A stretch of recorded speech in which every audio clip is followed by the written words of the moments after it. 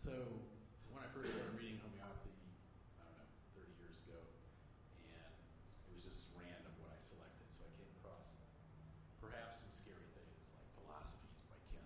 And, there was all this stuff over the years about, if you interrupt the chronic remedy at the wrong time, you're going to blow the case. If you give too high a potency too quickly, you're going to do a really bad thing. Then I came across things where practitioners would use a higher potency for the chronic aspect of the case, but then for an acute, they'd use like a 30x. And that actually worked pretty well. I mean, I treated a case of meningitis like that, better in 3 doses.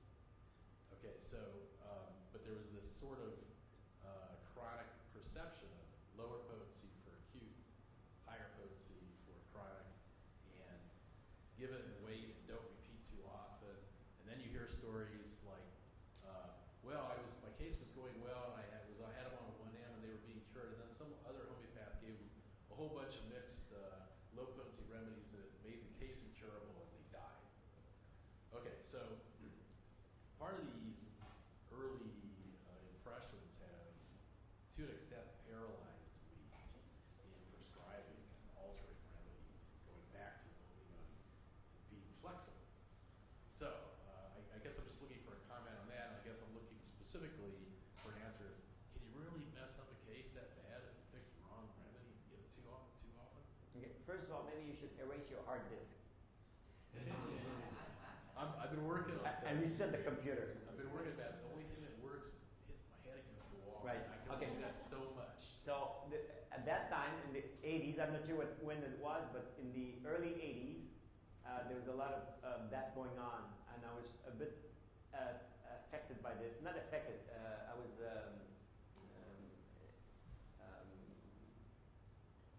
some of the teachers were teaching this way, and I remember going to a conference with Dr. John Bastier. We were both sitting in the audience, and he was sitting beside me, and they show a little baby that had eczema.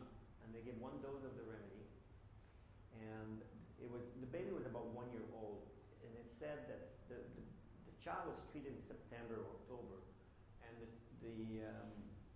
was known from the year that the child had lived that the eczema came soon after birth.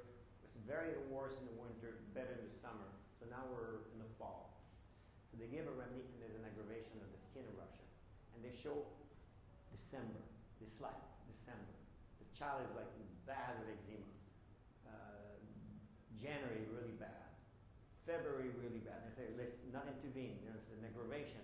Let's not intervene. And they wait, and then we're in September. The conference is in September in Seattle, and they show June start to clear up. July is better. August is really good. And September or August was the last follow-up, really good. And they say, see, you have to wait on that. And I look at John and say, didn't they say the kid was better in the summer and worse in the winter? And to leave a child suffer with eczema like this all winter, was nonsense. But this is what was going on at that time. This is pure nonsense. You cannot have a child with eczema and suffer covered with eczema. It's a little baby. They were showing you just covered. It's ridiculous. And there was all this talking about messing up a case, or what you say they get incurable. Listen, if somebody is sick, acutely or chronically sick, they'll be very sensitive to a certain range of remedy. The more acute is the remedy, the more acute is the condition, the more that range of remedy becomes very, very specific. That's why somebody that is extremely sensitive to the environment on a chronic level, and they develop an acute condition, let's say an acute febrile condition with 104.5, 105 fever, very, very acute. And in the chronic, they barely can take a 6 and a 12 glass without having a great aggravation. You can give them a 10 am, a 50 am in acute 105 fever, and nothing will happen if it's not the right remedy. And if it's the right remedy, they'll respond like every other patient. They'll have no aggravation because they're already at the top of their fever, and they'll just get better. So, regardless of what happened to a patient, whether they're taking even allopathic drugs, except if they're taking very strong dose of narcotic to make a person completely numb. If you put somebody in a coma with a high dose of narcotic, morphine and so on, opium, let's say, the person will be so insensitive they don't respond to the remedy. That's probably the only circumstance I've seen in my own practice where a person will not be sensitive to remedies. Take, for example, the person that had the person with AIDS that had pneumocystic carinine pneumonia, had developed cryptococcal meningitis, was on strong antifungal drug that they had to put 80 milligrams of prednisone to suppress the side effects, and all these drugs, especially the antifungal drug, because they were using high doses, because the person was not responding, so they had to double the dose. It created liver and kidney failure. This case is like the extreme case. There's no immune system, the immune deficiency. Pneumonia, they could die. The cryptococcus, they're in a coma now. They're high dose of morphine because of the pain, and also the patient was delirious, so they put them on morphine, high dose of steroid. You give the remedy of 200, they respond beautifully. If you are sick, acutely or chronically, you're desensitive to the remedy you need, regardless of what's happening around you. So forget about the person was disrupted and the remedy did not work anymore. It doesn't work like this. If you give a remedy and patient has a good reaction, but you give a second dose, there's no more reaction or lethal or very little, it's not because there was a disruption that happened, because the remedy does not have a high degree of similarity.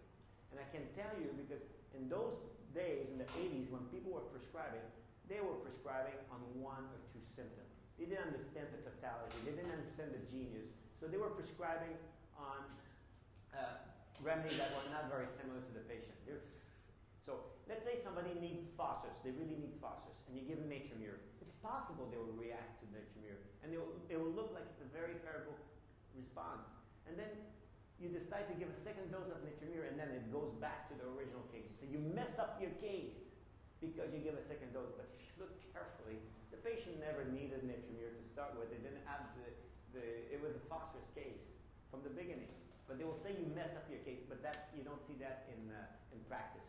If you what they were imagining at that time, or they were making a hypothesis, it was wrong thinking, really a wrong basis. So don't worry. The only thing you have to worry in terms of getting a remedy is to produce an aggravation with a too strong posology in somebody that would have, let's say, itchiness, asthma. Somebody would be violent. Somebody would be suicidal. A psychotic person. You don't want to produce aggravation in those people. Yep. That's it. Okay. That happens. Yeah. Much more obvious. Even if Put the microphone on. Just the little button. Oh, you have to do it each time. Yes, I've seen that happen. But that's very obvious. Even with the 200, I've seen. Sure. Case would turn into asthma with the 200 because there's an under. But then going back to the lower potency, and then going up again cured that case. So I mean, it was actually a benefit, even though I had to deal with the aggravation. That's right. It was said, hey, this is the right remedy. Yes. But yeah, there was a lot of fear mongering. I think Kent in particular said some things that are profoundly scary. Well, Kent said, it says, I would rather be in a room with two men, in a small room, two men, I just said it when you go with sword like this. Slashing with razor blades like this in a room. And I wouldn't say the racist comment he made about it, because this black man, he says, I would rather be in a room with two black men going like this with the razor blades than be a patient to a doctor that uses high potency and they don't know what they're doing. Hey, so when I was a student, we were reading that in class. The supervisor would say, "Are you sure you want to give this remedy?" I said, "Well, let's go down the potency. Now, this could be dangerous." And then, "You're sure you want to repeat your remedy? It could be dangerous." No, people were very afraid. They would give one dose, and they would wait like 6 months before another dose. But when I show you the case of Parkinson last year, one patient had seen 3 practitioners, if I recall, and received maybe 4 or 5 remedies in 2 years. That's doses of remedy. So you have taken one dose, wait about 6 months. You think you'll see something in a patient with Parkinson in 6 months? But the patient had received the right remedy. The patient had received the right remedy at least one time, but there was no change. But they waited 6 months. But you may see a change with a remedy with Parkinson only for 2 hours or 4 hours or 6 hours. And then you have to go from there. But not 2 weeks. You don't do a follow-up in 2 weeks or a month or 2 months. So we have come out of that dark age. That was a dark age there, I was saying. So we erase the disc, reset it, put the new, new information, new programs. Okay?